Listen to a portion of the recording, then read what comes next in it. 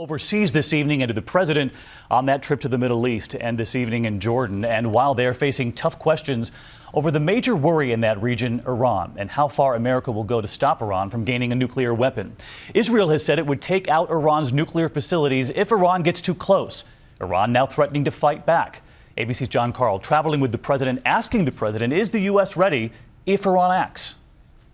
Are you prepared to deal with the retaliation, the fallout that would come after a military strike against Iran's nuclear facilities? First of all, John, the best resolution of this situation is through diplomacy. They should be fully integrated into the international community. That should be the vision, not threats to raise Israeli cities to the ground.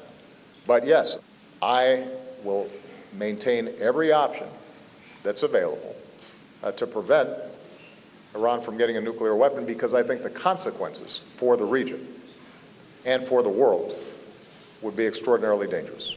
Our chief White House correspondent John Carl there with a pointed question for the president. There is another powerful image from the region tonight. Look at this. Protesters in the West Bank with this poster, evoking that famous Hope campaign poster. Instead, president's face vandalized, a symbol of the frustration felt by the Palestinians, even as he speaks out for an independent Palestine while on his trip. So why are they so angry? ABC's Alex Marquardt tonight from Jerusalem. President Obama's last day here took him to Bethlehem, the biblical birthplace of Jesus. A highlight of this trip that has strengthened bonds with Israelis but frustrated Palestinians.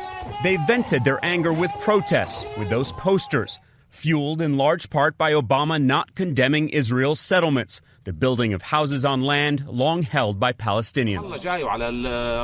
Families like the Garibs. Today, their house is an island. This is how, over the past 30 years, a nearby Israeli settlement has grown, swallowing up almost half their land, the rest cut off by a security fence. It's like we're in a prison, says Mahmoud Garib. We have cameras, gates, fences, and walls. So why do you stay? This is my homeland. This is my house, he says. The Israelis are stealing the land day and night. Reaching parts of their land requires a special permit.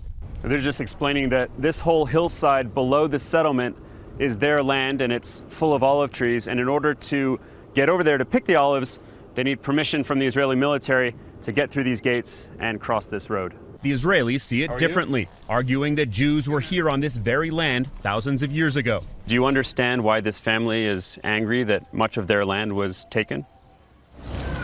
No. Or you don't see it that way? No.